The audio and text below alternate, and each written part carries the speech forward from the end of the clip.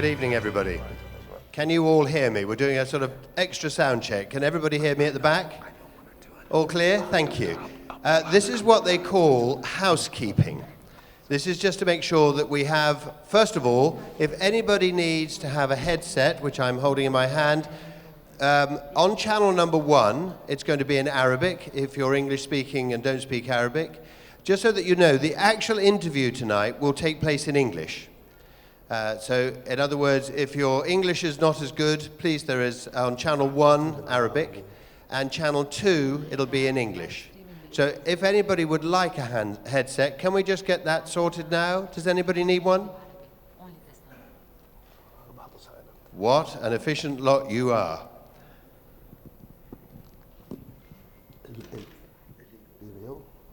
Okay, this is just the housekeeping. We are live streaming everything that goes on this evening. And of course, what that really means is that everybody has to behave themselves because there are going to be lots and lots of people all over the world watching. So you need to tell your family and friends, and I've never really met anybody in this country who doesn't have at least one mobile phone. So what I would like you to do, please, is to tell your friends and family and send them a quick text because on and it's up on the board here, www.habtoor.com/live streaming, and that means that, and your phones, please, we're not going to ask you to turn your phones off because we're very happy if you're tweeting or doing that sort of thing on your phone. But could you please turn it to silent? That's the only thing I would ask you to do. I think it's the only time in my life I've asked people not to turn their phones off. So if we could just quickly do that.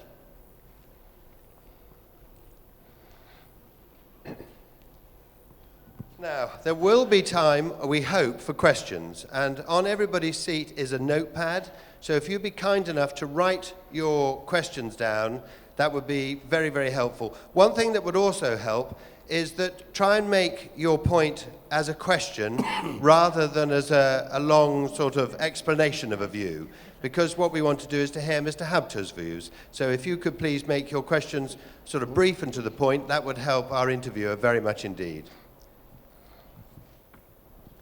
Now, you know Mr. Habtoor, that is very active on social media, so could you please send messages and comments to @Khalaf Al Habtoor 1, and please include, and again this is going to be up on the board, the following hashtags: #KAH, #KAHP publications, #is anybody listening, and #ask Khalaf Al Habtoor.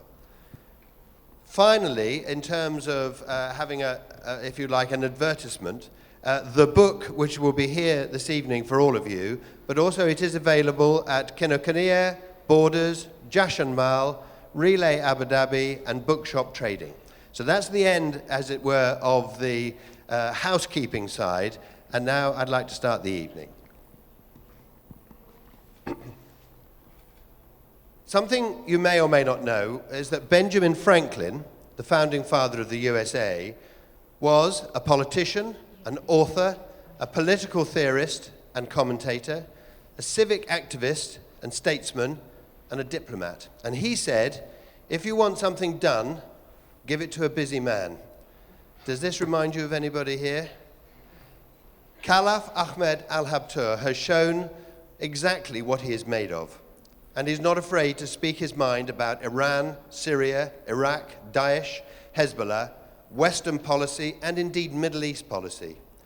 And I say to all of you here and indeed in the world that are listening, if you ignore this man, you ignore it at your peril, because he seems to know not only what is happening before it's happened, and has a view, and he's not afraid to speak out. He has always been known as the unofficial ambassador of the UAE, and he's here tonight in conversation with a very reputable broadcaster, Gavin Esler. And we're going to dig deeply into his views. And with no further ado, could I please ask you to raise a good applause for Gavin Esler, who will be the interviewer in conversation. Thank you.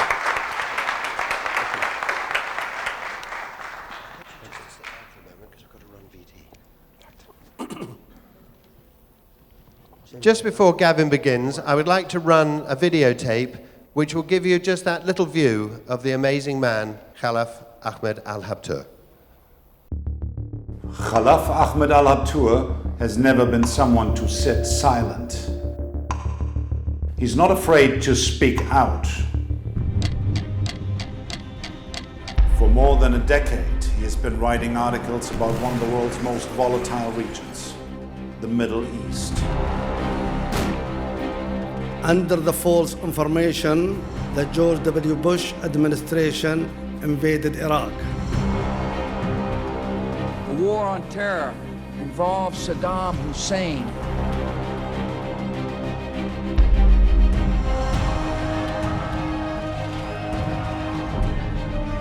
When American troops pull out their hand Iraq to Iran, the cradle of civilization was turned into a cradle of terrorism.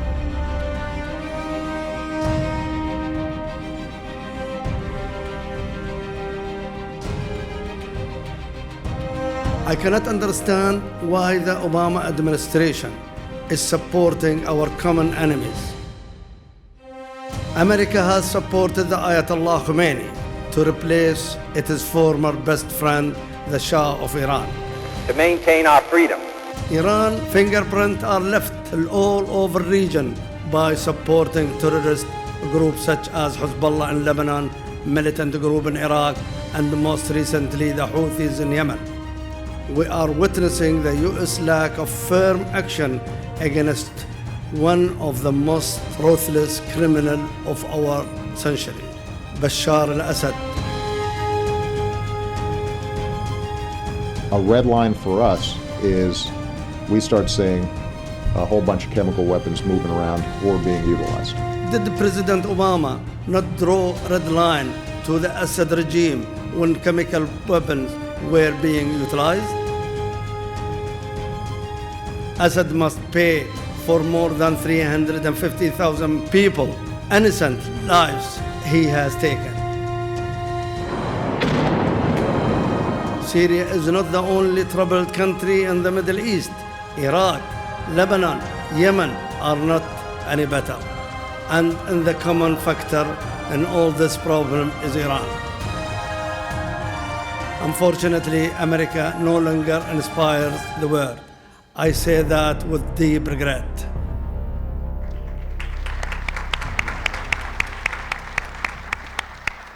Hello, good evening, and a very warm welcome from me. I'm delighted to be back in the region, back in Dubai, a place which always inspires me with a great deal of optimism that if we think and plan, we can actually build a better life for many people. But we also live in extremely confusing and difficult times. We could talk a lot about that tonight, and we may indeed do so, but just to give you some flavor of these confusing and difficult times, there are reports of the possibility of a new Cold War between Russia and the West. There's a humanitarian crisis which shames us all in Syria and elsewhere. There's the rise of various fanatical groups which cause difficulties and kill people across the world. One of the questions that we're going to address tonight has always seemed to me to be the big, profound question. Why is it that Western policymakers pay so little attention to those with practical expertise in this part of the world?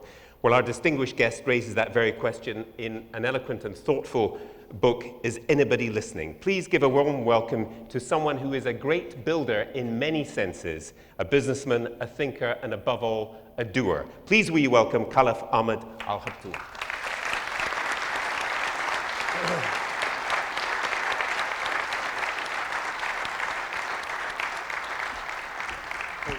Welcome. Welcome. And the obvious question to ask is not just why you collected many of your thoughts and reworked them for this book, but who you are aiming at. Who should be listening? First of all, I would like to thank you and all my friends here who came to attend this important meeting. But just before I commence, Tony started talking. He talked most of the time. It reminded me when they bury Muhammad Ali Klai, the preacher, one of the sheikh, said in English, he said, don't give the child a telephone and don't give the preacher the microphone. Again, we are not going to give Tony the microphone again. Thank you. Well, that got a warm reception. But in terms of the book, Yeah. who should be listening? Who's the book aimed at? Well, it is very important. I have, since 10 years, I'm writing and advising on this book in our region, especially the GCC, the West, to warn them what is happening now, for example, in Yemen, the militia in Iraq, it has been created recently. If they were listening or reading this book or the pages or the article which I have written earlier, there will be like a precaution and like antibiotic. But unfortunately, nobody read it maybe, or they ignored it. This was really the default of our region and default of the West, unless the West is aware of what's happening in our region and they kept silent. But us in GCC and in the Arab world, I mean, for example, Arab world is not anymore any Arab world anymore. It is divided. I mean, North Africa is distant. Us in the Middle East, Lebanon is taken, Syria is taken, Iraq is taken, and handed over to Iran. And it is the hub of terrorism, unfortunately. Now we have to protect the rest of the Arab world, especially I'm talking about the Middle East. We have to protect Egypt, Jordan, and GCC country from this disease, and the most dangerous disease is happening, and who is funding this disease, and who is, this is the most important we have to be careful of. The thing that struck me most reading the book was something very simple. You dated all your comments. So we see comments that you made more than a decade ago, as you say, for instance, about Iraq, which proved to be true. And you were saying it then, but people were not listening. Could I put it to you that it's not that they didn't listen, but they listened to people? I'm thinking of Ahmad Chalabi, for example, in the Bush administration. They did listen to voices, but those voices told them what they already wanted to hear. Unfortunately, I spoke lately with President Carter, and I said the U.S. administration advisor, and whom they call advisor, is the wrong people, because they are advising the people around them, and the people, they like to hear from them. They are not happy to, for example, if I come next to them and tell them what's happening, maybe they will not like it.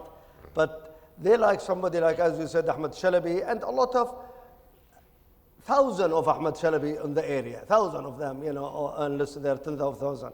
Therefore, this is what happened.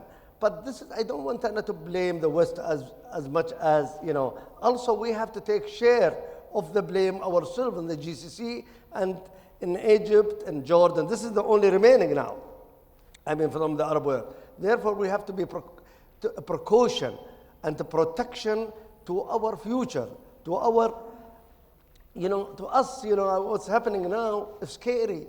Every day, imagine that the threat to U.S. fleet in the ocean and the Arabian Gulf, from the Houthi, from the Iranian, in a small boat, they take the American hostages. I cannot understand what's going to happen in this world, Now, in terms of Iran, the book begins with Iran, which you see as the core of the problem. Yeah.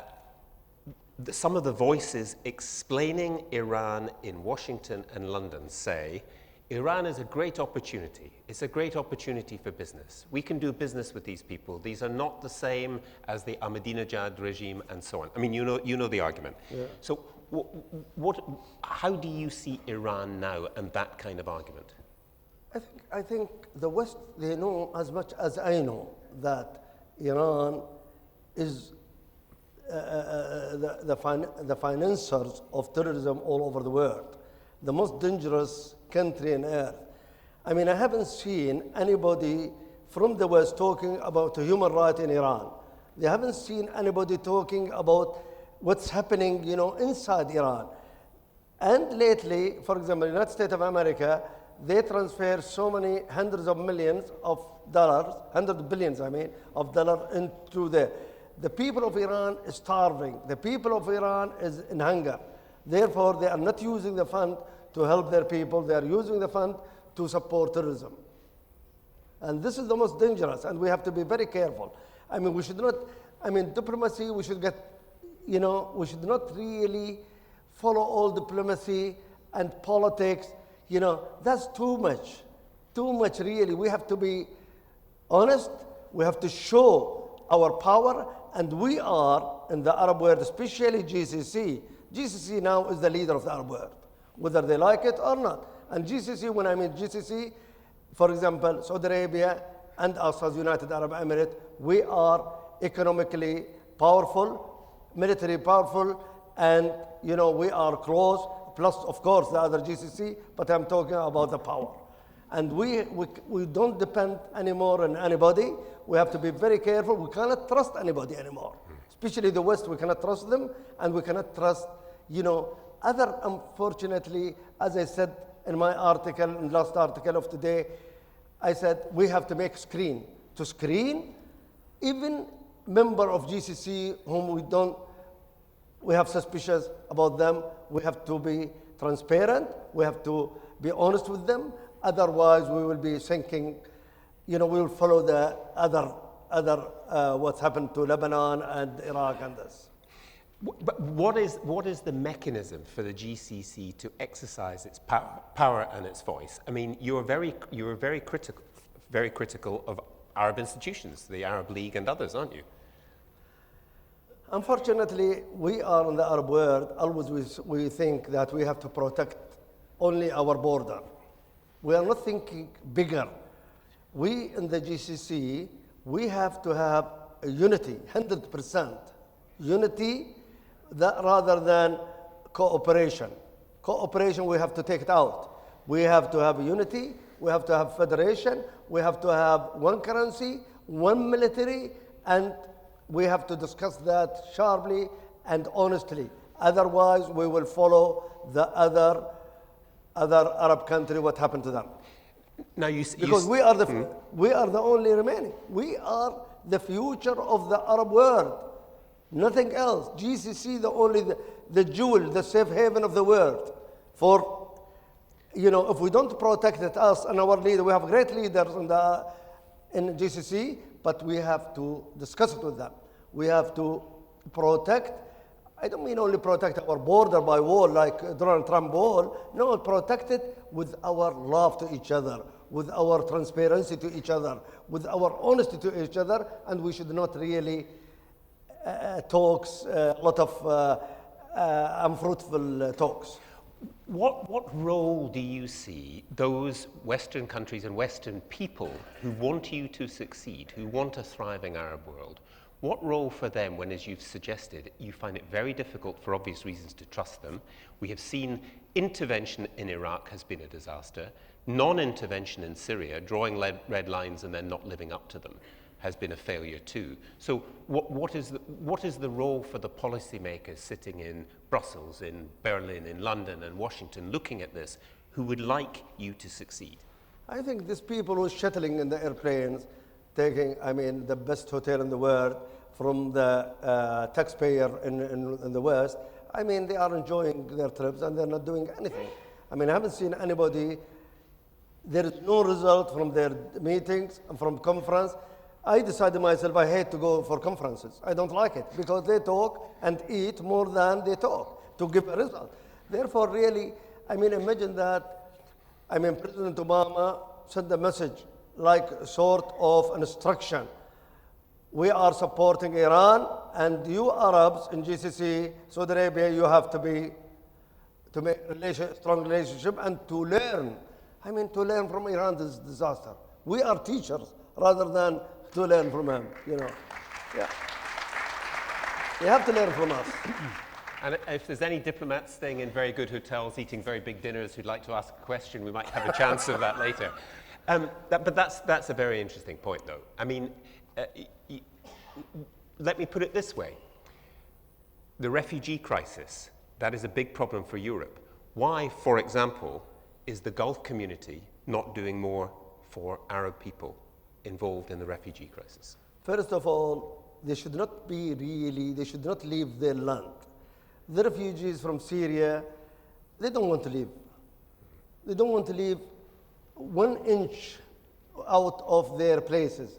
But the problem, the world is not fair to protect, they are asking, to protect these people. United States of America, Britain, and us, as GCC, we can protect them if we want. But if Russia and America, they are the power. Opposing such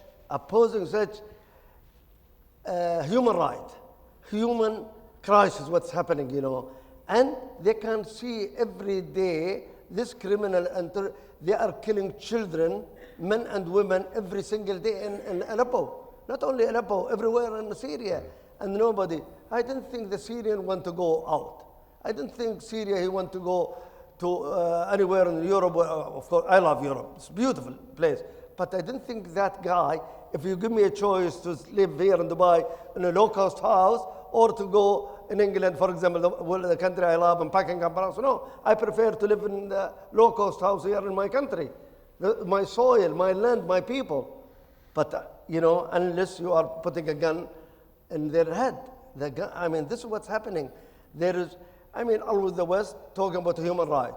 The West, they talk about discrimination. What have they done to the word about discrimination? What have they done to the word about human rights? Nothing. This is the Syrian example. They left them, like goats and sheep. Maybe the goats and sheep and dogs, they are taking care of them more than the human being. When you read every day, I don't like to read anymore the paper, especially in the Arab world, because it is dead, the media, unfortunately, in the Arab world. It doesn't worth it. But when you read on internationally, you see and you hear, for example, the American TV like MSNBC, like Fox News, like CNN, really you feel small. You want to learn from these people, but these people also, they need a little bit of guidance to show them the truth of our country. We are good people. We are nice people. We believe of human rights. We believe on them. We love them. We love the West. We love the American. We love the European. But we want them as well to believe in us, to consider us, to put us on the same level, because now we are not like before. We are uneducated people. Our children went to the best university in the world, like Harvard, like MIT, Columbia, Oxford, all of them. They are not easy anymore. You cannot look at them down. You have to look at them on the same level. But how can you get that message across? Let me tell you something. A Syrian friend of mine in London helped organize something at the London School of Economics, and it was a display of, basically it was talking about Arab medicine and science in the Middle Ages. And to many of the people who came in there, they had not an idea. They had not thought of it. They had not recognized Arab history and Arab culture. Somehow the message has got to get through about the culture that you know and that you love, or the culture of Damascus or Baghdad or any of these other great Arab civilizations in the past, as well as in the present. But that doesn't get through. Unfortunately, if we think about the past, we'll start crying. Because we buried the past. We bury and we don't think about it anymore, unfortunately. We have at least to think about the present. We have to think about us now. We want to prove to the West we are equal. We are not follower. We should not be a follower. We should not be a slave. No more slavery. But we have to prove to them. We have to be transparent to them. We should not, accept the dictation. Of course, debate is very important. Negotiation is very important. But, and we have to learn as well. And they have to learn.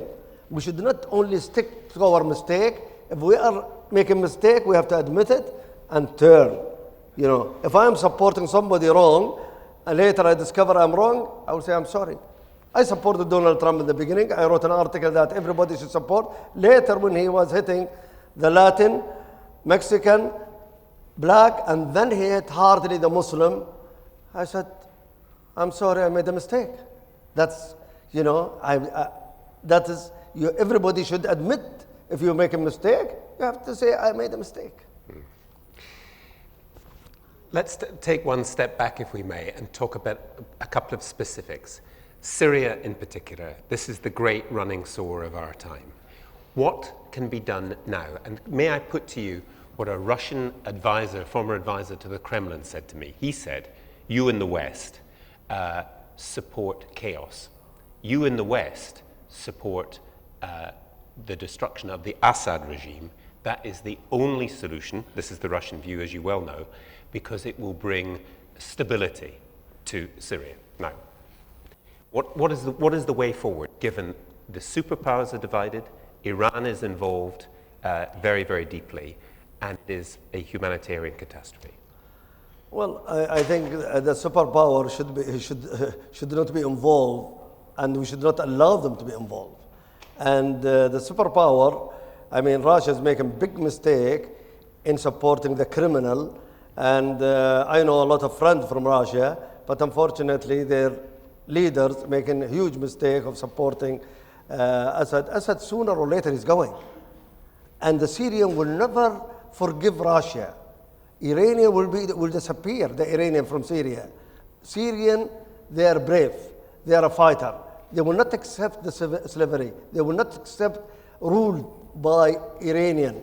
They will not accept Russian dictation. They will not accept it sooner or later, but we should help them. We should help them, the Arabs. The Arabs, I mean, we should not be to hold the stick from the middle. With me or against me.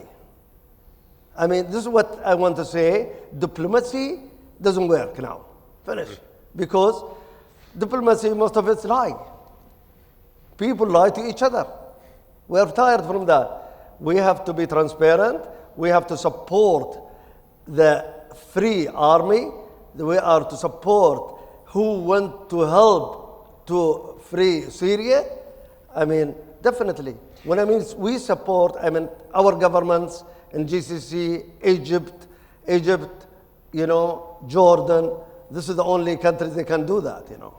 Where does Turkey fit into all this? Turkey is very important. Turkey is very, very important, and really, we in GCC, we should join hand with the Turks. Even I am, you know, in disagreement with some steps. I wrote few articles about Turkey, about the mistake and the promises for Syria, and they haven't delivered any of their promises. But Turkey, we need them and they need us. And we have to put hands together with the Turks. Because, I mean, Iran is the biggest enemy, and the Turks, we have to join hands with them. And this is the most important, and we don't want any other involvement with other people, because we don't trust them. Now we have to try Turkey, and I believe Turkey will be better than the rest. And the one thing that we haven't talked about in Syria is, I know it's something you've written about a lot, is Daesh. The future for Daesh. What can be done about this? Because as you know, this is a Western obsession and a Russian obsession.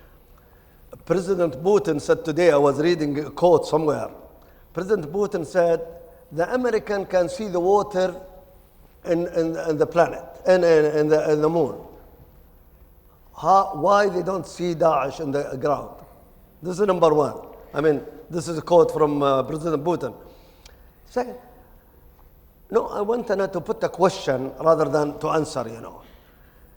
Daesh is attacking all the Arab countries. I mean, Syria, Iraq, everywhere, and they are killing only Sunnah, not Shia. They are killing only Sunnah.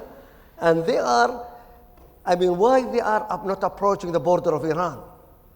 I mean, I cannot say whether they are funded or by Iran, but 100% why they are not going to Iran or to Israel.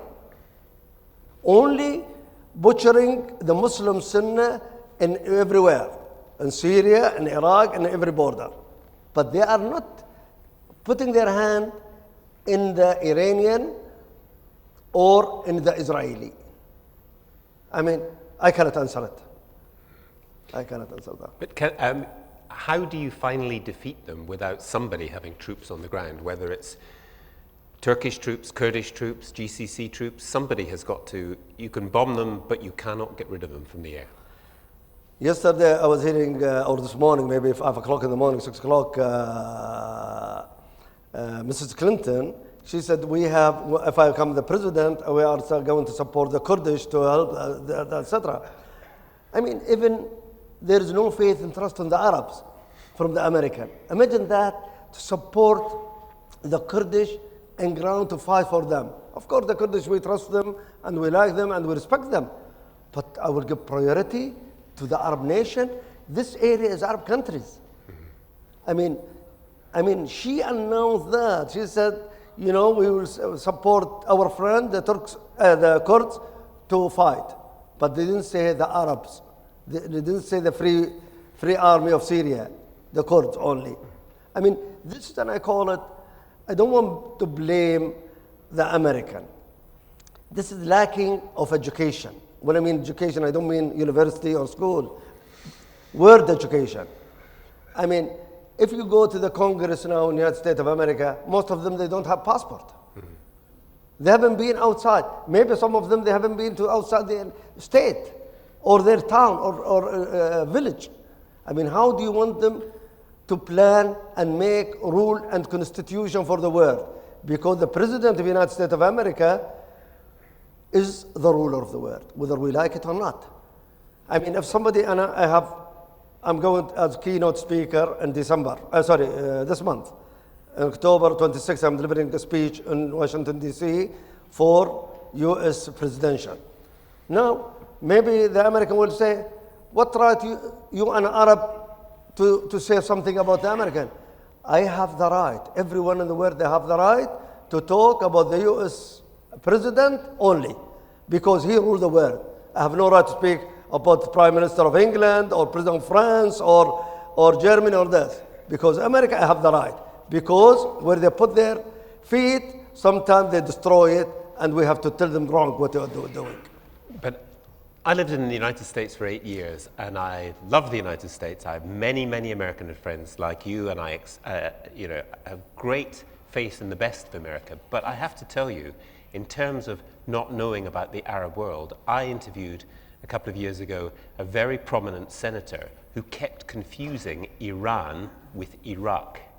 Now, that sounds like a joke. It is absolutely not a joke, and it's not a joke in this part of the world. True. But that is something which you try to address in the book. But I'm trying to get at how it can be made that more people who are not stupid people, but who are ignorant of this region, pay attention to the possibilities in the region and listen to people, perhaps outside the political sphere like yourself, and listen to you rather than, because that's the core of your book, isn't it?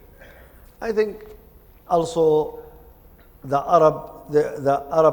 American Arab citizen there, also they have to play a part. Unfortunately, some of them, they forgot. Maybe sometimes they represent us. They say, we are Arabs, American, and you have to help us. And the thing, but they are not representing us properly. We need to visit universities. We need to go.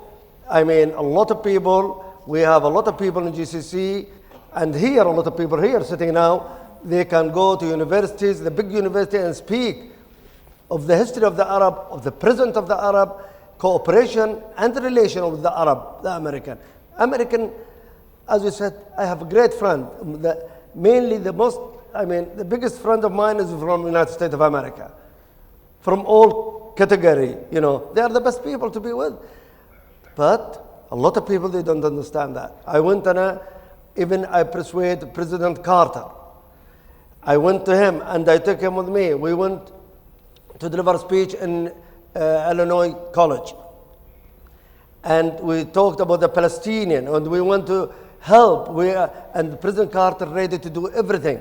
You know, he is the man, human, and he went. And everybody, 20,000 people attended that meeting. 2,000 it was in the stadium, and all that it is a village or town or whatever. They are 20,000. They came outside speaking my speech and President Carter and Congressman Paul Findlay. We're talking about the Palestinian. And they are absorbing every single word. Even a lot of people came from outside the United States, outside Illinois, to listen. But we need to feed them. We need to speak with them. We have to tell them, you know, this is what's happening in the world. I'm going to, in a couple of minutes, just throw things open to questions. I'm getting some questions which have come in on email and so on, which I will put to Mr. Habtoor. But just before we do that, get some more coming in now. On the Palestinian question, though, I won't ask you to solve it, although if you can, please go ahead. But would you say that is part of the difficulty that you have here in the Gulf, which is the Palestinian question bedevils everything in relations between particularly the United States and the Arab world? It underlies everything. You know, my opinion and my advice, we have to have a relationship with Israel. The late King Abdullah, I remember he announced that in Beirut. And if we are giving them our hand, they will not take our hand. They will never accept us. We went, I'm talking now, I know that Dr. Rafi'a will not be happy, will she, about my talk. But, you know, we have to accept that, whether we like it or not. Israel is state, Israel is a powerful, Israel is a strong economy, and we have to accept that living together and, you know, not to play. I'm sure that the Palestinians like to do that, but unfortunately Israel is not accepting that. But we have the United States of America, the only country in the world, should pressurize them. Should pressurize Israel to accept whether two-state or one state. I would recommend one state between the Israeli and this.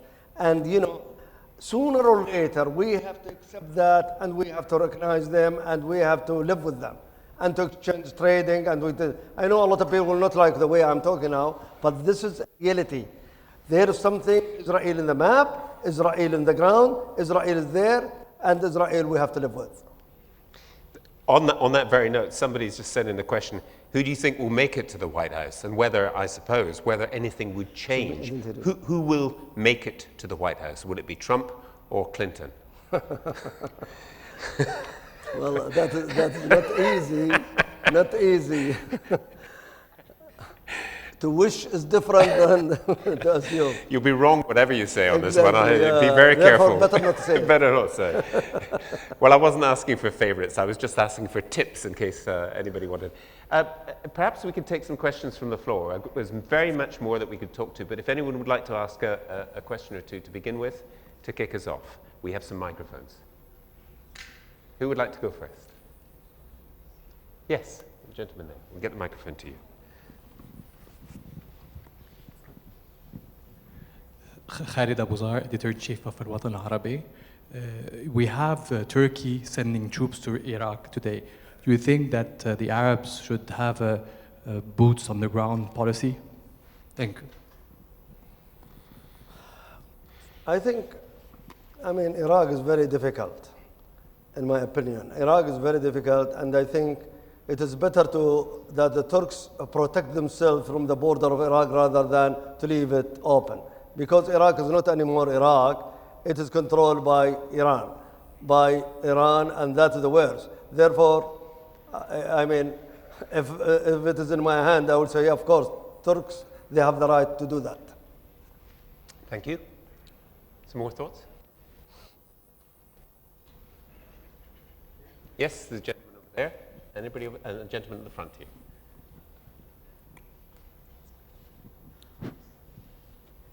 Go ahead, sir. I just had a question regarding the differences between the United States and Russia right now. Is it a game they're playing, or is it they're really serious about it? I think we have to ask Obama and Putin.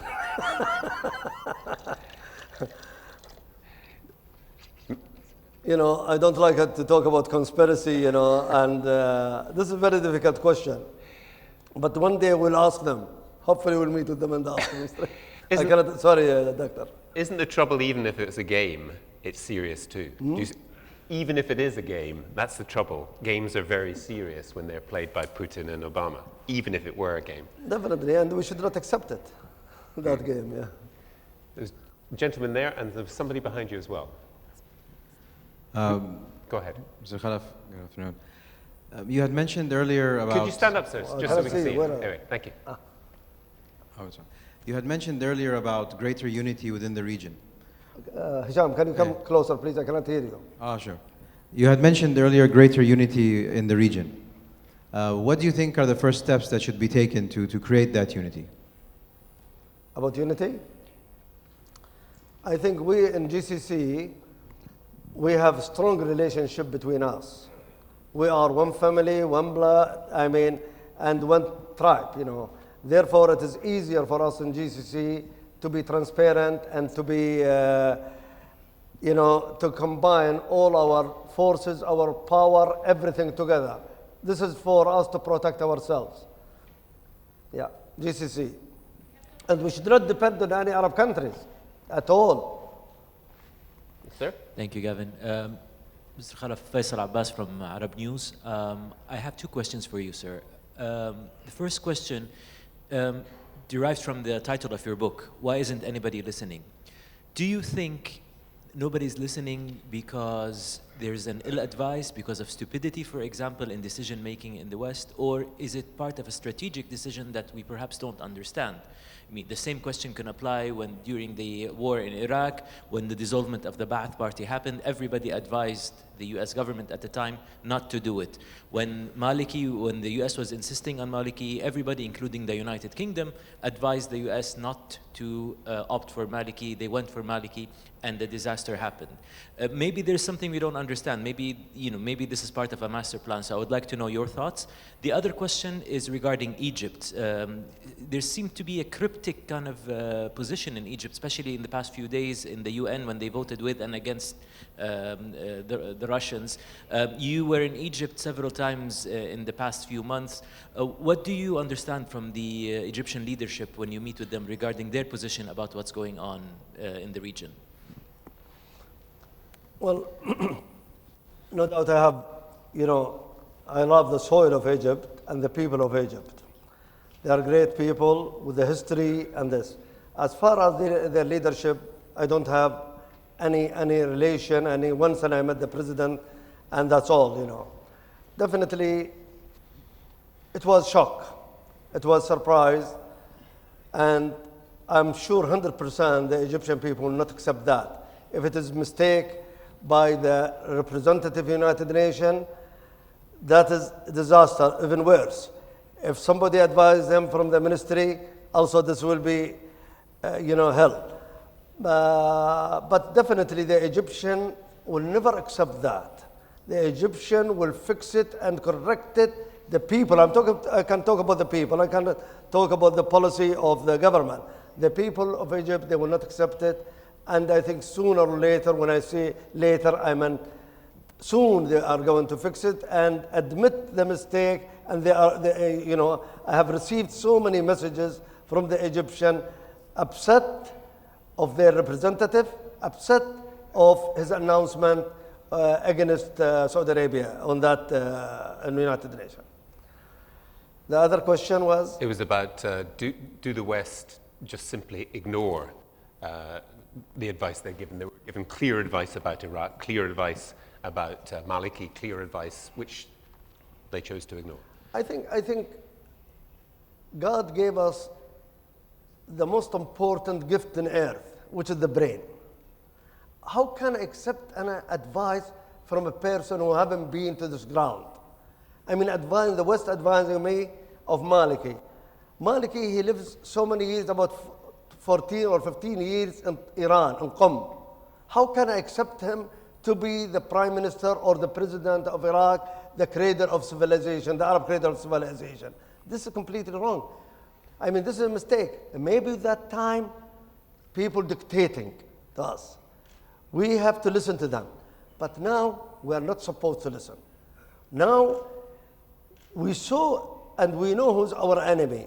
We know who is our friend. Our friend, I cannot count them in this hand. But the enemy is a lot. The enemy of us in GCC, you know, a lot people, a lot of countries, and we have to be precaution, we have to take care, and we, you know, I said in my long time ago, I said we have to go and cut, you know, the head of the rattlesnake there before it comes. And I mentioned that, I said, this is like antibiotic. I don't want the rattlesnake to come on my, under my feet. You have to go and kill it there. Like the American, when they want to attack, they go, kill the thing, and go back home. Is that okay, Faisal, or you want another thing? Don't ask too many questions. The gentleman there. Mr. Habtoor, obviously you're one of the business icons of the UAE and the Arab world. Yes, sir. For the Arab youth, what is your advice for them to do or accomplish to, inshallah, one day become someone like yourself? Well, sorry, Brian, I didn't hear you. I said that to the Arab youth, what is your recommendation or your advice to become a successful entrepreneur and a businessman like yourself? Because we have a lot of Arab youth now that if we join forces, we can really do huge things in the world. So what is your advice? I know I see you 7 a.m. every Saturday walking the whole development, and you micromanage your business. But in addition to micromanaging, education, working hard, and being passionate, what is your advice for Arab youth to become successful in their path and career? I think before we tell the Arab youth, we have to help the Iranian youth. The Iranian youth, they are in trouble. They are in a big cage and big prison. That's where we have to support the young men and women in Iran to survive, the young men and women to live and to understand their right, and to support them in taking their right and rule Iran, and create a proper leadership there. I mean, on the time of Shah Iran, we have great friendship with Iran. We have, the people of Iran, they are good people. We have business, we have friendship with them.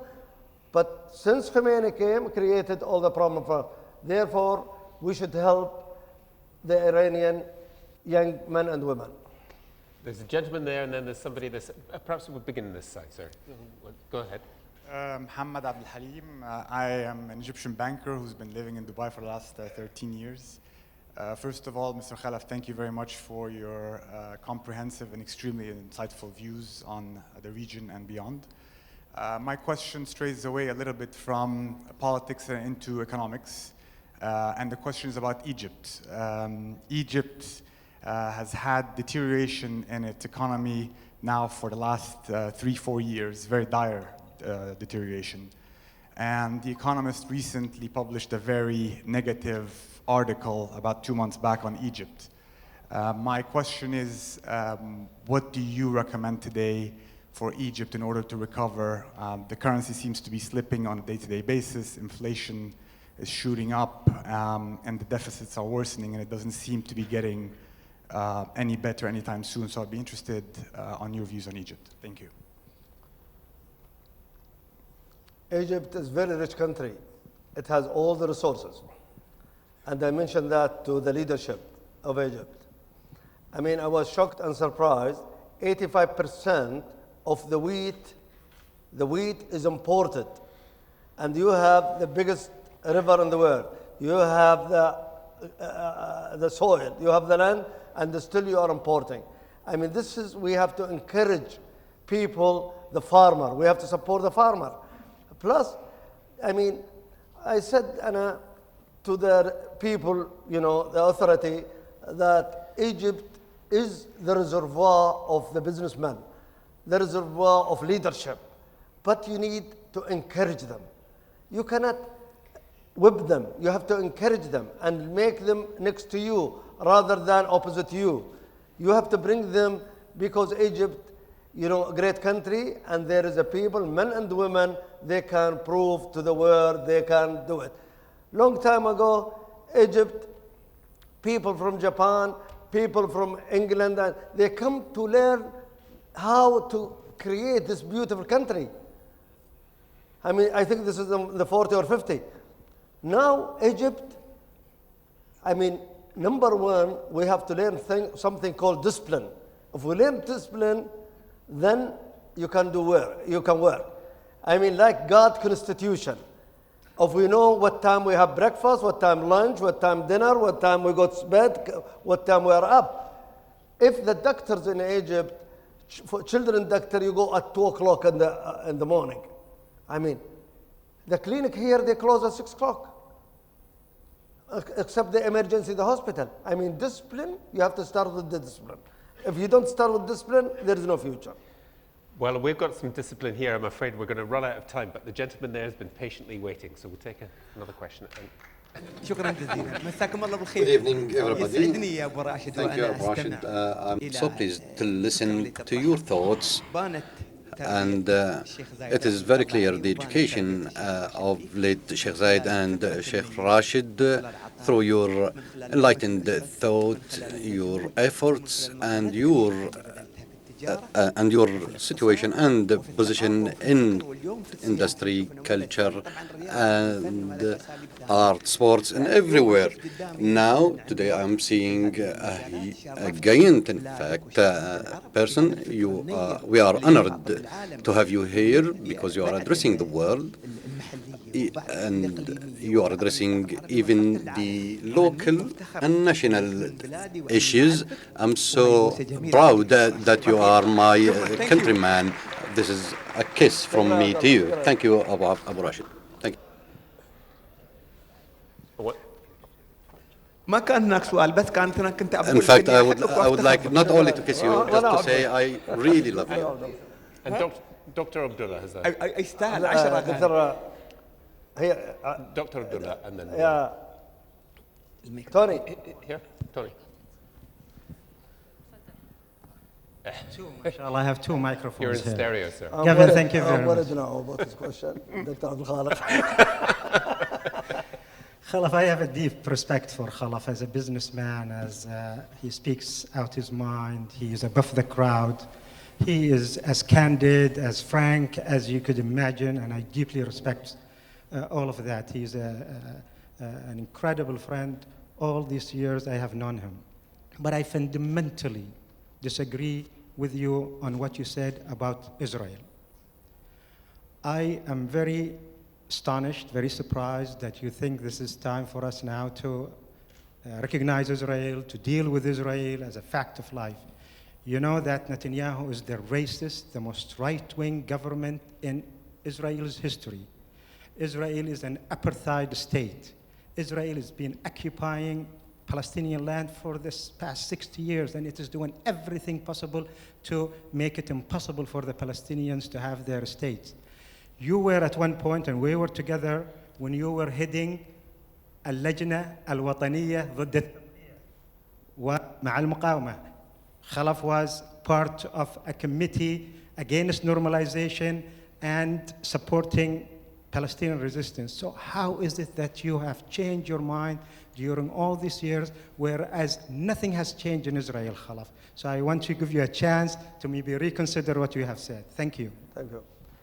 First of all, now, Dr. Abdul Khalaf, I mean, I have a lot of respect for your thought. I have respect for your question. And the problem is now, Dr. Rafi' is very happy with this question.